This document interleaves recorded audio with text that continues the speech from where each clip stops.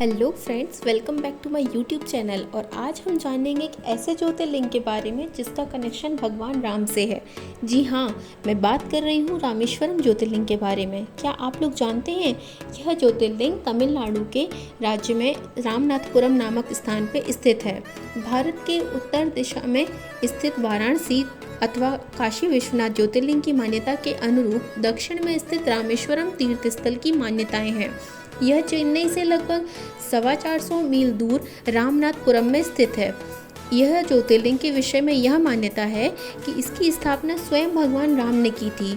भगवान राम के द्वारा स्थापित होने के कारण ही इस ज्योतिर्लिंग को भगवान राम के नाम से रामेश्वरम दिया गया।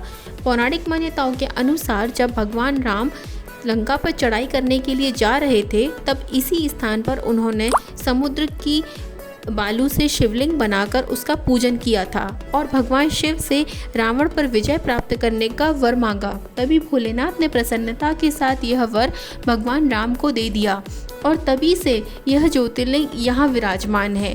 इस ज्योतिर्लिंग की एक दूसरी कथा कही जाती है, जब भगवान श्री राम रावण का वध करके लौट रहे थे, तब वहाँ बहुत से ऋषि और मुनिगण श्री राम दर्शन करने के लिए उनके पास आए।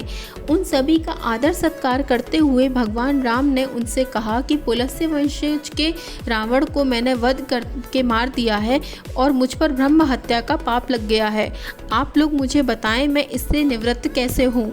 यह बात सुनकर वहां उपस्थित सारे ऋषि मुनियों ने एक स्वर से कहा कि आप यहाँ पर शिवलिंग की स्थापना कीजिए, इससे आप ब्रह्म हत्या के पाप से छुटकारा पा जाएंगे। भगवान राम ने उनकी बात को स्वीकार कर हनुमान को कैलाश पर जाकर वहां से शिवलिंग लाने का आदेश दिया।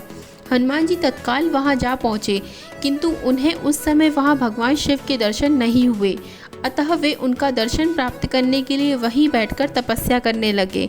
कुछ काल पश्चात शिव जी के दर्शन प्राप्त कर हनुमान जी शिवलिंग लेकर लौटे, किंतु तब तक शुभ मुहूर्त बीत जाने की आशंका से यहाँ सीता जी द्वारा लिंग की स्थापना का कार्य किया जा चुका था।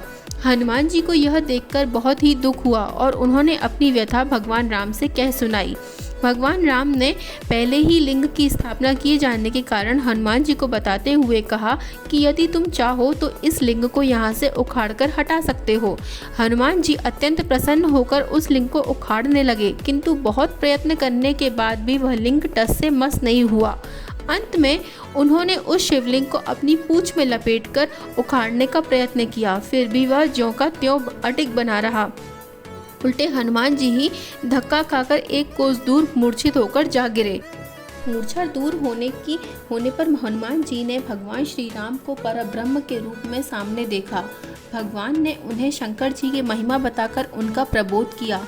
हनुमान जी द्वारा लाए गए लिंग की स्थापना भी वहीं पास में कर दी गई।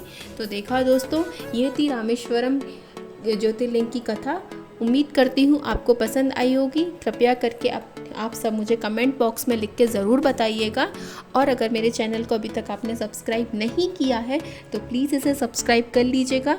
मैं आप सबसे मिलती हूँ अपने अगले वीडियो में। तब तक के लिए जय शंकर, जय महादेव।